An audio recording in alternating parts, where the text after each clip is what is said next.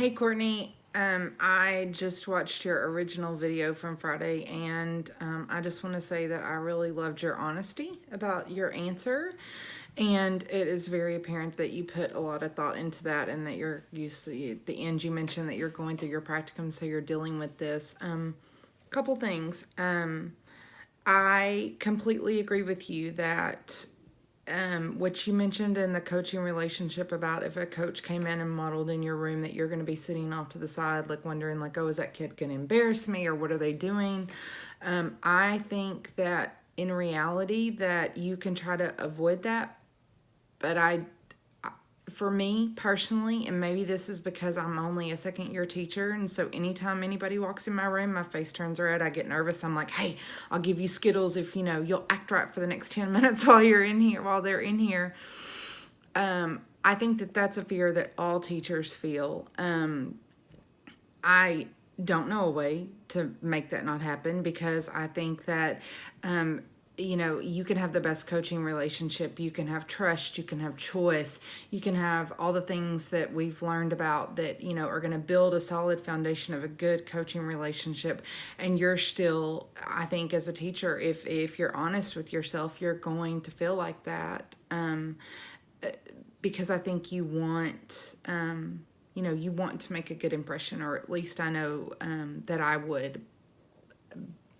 And I hope I'm not messing this up by saying this here, but I think that for me, I noticed that you mentioned that you would like to either watch videos or have somebody come in and not work in your room, just to model it for you with no kids. And while I can understand that, at the same time, I don't know that I necessarily agree with it, because I don't think that's real world.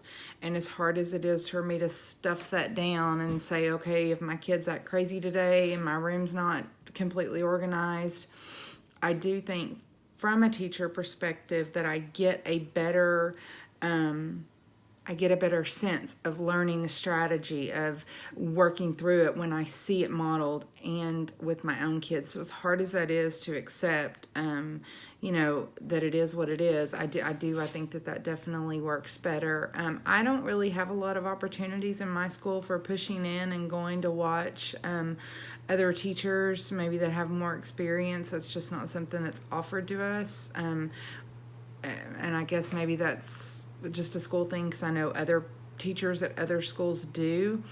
So I don't have a lot of experience with that to be able to say, like, oh, hey, that would be a good, if you have a teacher that's willing to volunteer, that kind of thing, that might be a good alternative. Like I said, I don't have a lot of personal experience with that in my school, with the way that we have things set up. You don't have anybody that's volunteering to let you come and, watch a master teacher that can show you how to model a good strategy. So, anyways, I thought that your response was really good. I thought it was really honest. It definitely, like I said, as a new teacher, to me, it's something that I can totally relate to. You talked about, that we've learned a lot about, you don't want to make mini-me's in coaching. You don't want them to be like you, but the question I have for myself is, like, where do you draw that fine line between you want to impart your experience on them, you want to help them, you want to show them what and instructional strategies that work, and still, like, give them clear choice and let them make it their own. That's a hard struggle for me, and that's definitely something that I think about. So thanks for a great post this week.